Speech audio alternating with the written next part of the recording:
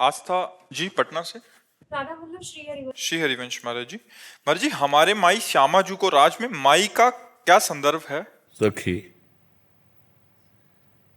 निकुंज में सखी को संबोधन किया था, जैसे एरी सखी, ए माई। माई का संबोधन सखी है। देखो माई सुंदरता की सीमा, ए सखी देखो हमारी स्वामिनी जो सुंदरता की सीमा है। सखी संबोधन उसी को माई कहा गया। देखो माई सुंदरता की सीमा। दूसरा पद, देखो माई अबला के बल राशि, अति गज मत निरंकुश मोहन, निरखी बंधे लट पासी। देखो माई अबला के बल राशि। तो माई शब्द का मतलब होता है सखी। सखी संबोधन है। तो जो हमारे माई श्यामा जू को राज, हमारे सखी जू श्यामा जू को राज, माई का संबोधन सखी। हम सखियों का जो स्वामित्व है वो लाडली जू से है। राहु को काहू मने दिए, मेरे प्राणनाथ श्री श्यामा शपथ करो तृण छिए। कोई कहीं भी मन लगाओ, लेकिन मेरे प्राणनाथ, हम सखियों के प्राणनाथ श्री श्यामा जी हैं। इसलिए माई शब्द का संबोधन सखी, सहेली, माई, ये सब एक ही शब्द के पर्यायवाची शब्द हैं।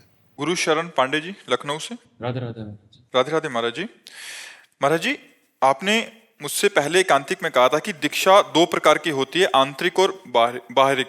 तो महाराज जी, मैं ये कैसे जान सकता हूँ कि मुझे शिष्य के रूप में स्वीकार कर लिया गया है? ये गुरु से जानने की जरूरत नहीं, अपने को जानने की जरूरत है कि मैं कितना समर्पित हुआ हूं इनको।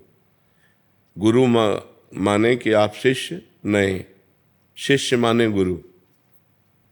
द्रोणाचार्य जी ने एकलव्य को हटा दिया था, हम तुम्हें शिष्य नहीं मानते, क्योंकि हम राजकुमारों के राजगुरु हैं।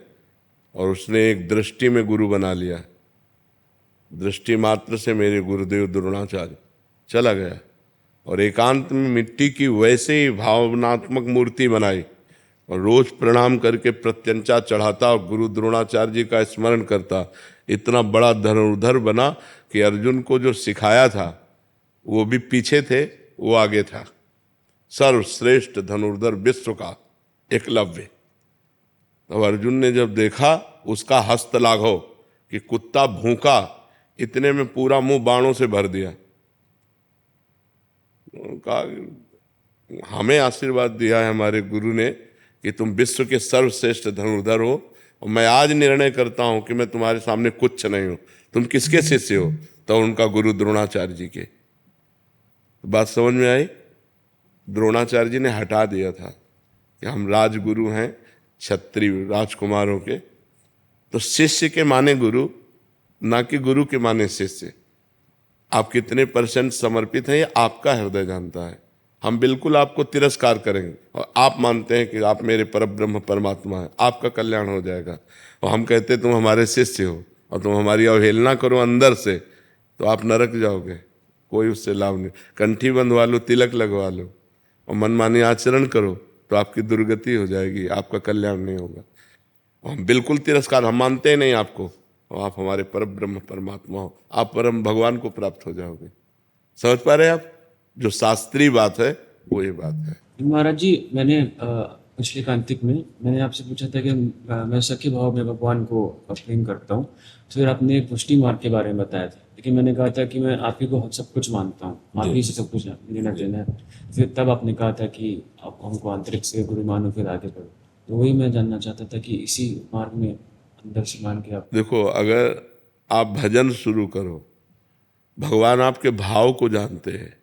आप अगर उनसे सखा भाव रखोगे, मित्र भाव रखोगे, पुत्र भाव रखोगे, जो भाव रखोगे वो आपको अनुभव करा देंगे। नाम जप करो, पहले दाम इकट्ठा करो, फिर जो चाहो खरीद लो। नाम वो धन है जिससे भगवान को अधीन किया जा सकता है। सुमिर पवन सुत पावन नामू, अपने बस करी राखे रामू। अब जो चाहोगे वैसे ही भगवान आपको दर्शन देंगे। जाकी रही भावना जैसी, प्रभु मूरति देखी तिन तैसी।